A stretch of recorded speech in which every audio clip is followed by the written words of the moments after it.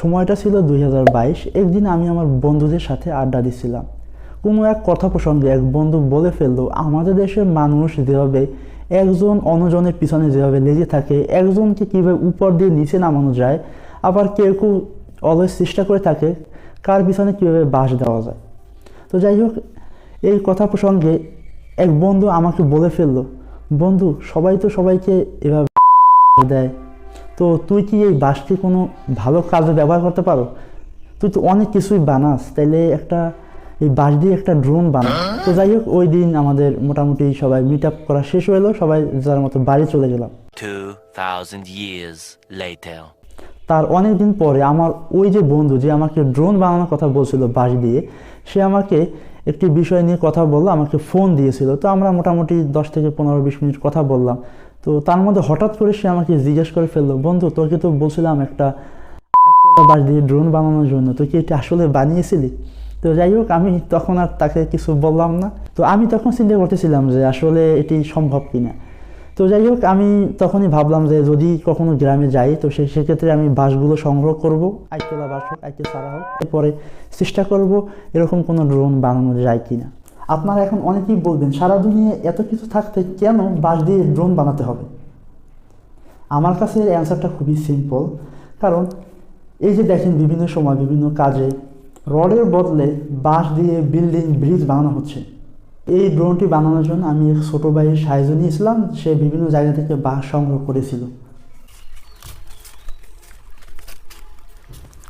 So guys, এই হলো আমাদের বাঁশ বাগান, মানে এইটা বাঁশ ঝাড়। আমরা এই বাঁশ ঝাড় দিয়েই এটা, মানে বাজারের শাখা দিয়ে একটা ড্রোন বানানোর চেষ্টা করব।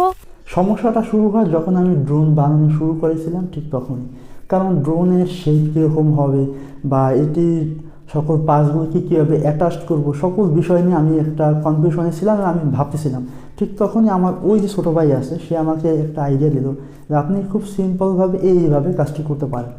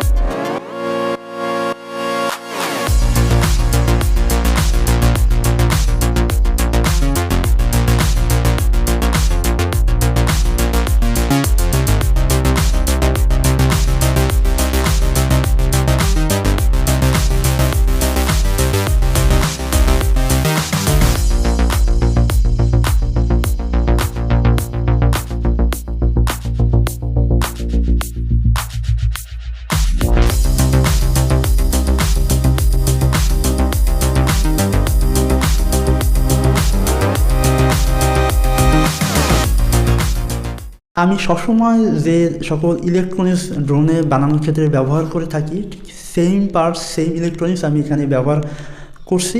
তো আপনাদের আশা করি এই বিষয় নিয়ে কোনো কনফিউশন থাকবে না।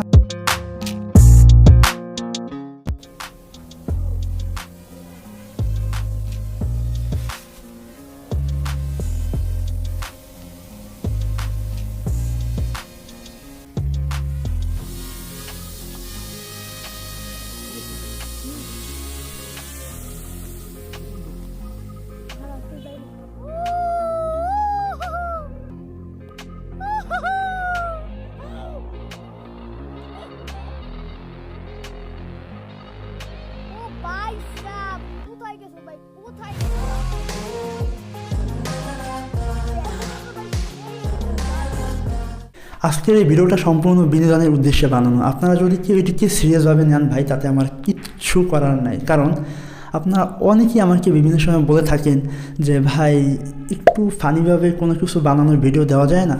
তো আজকে আমি জাস্ট মাথায় আসলো আপনাদের সাথে শেয়ার করলাম।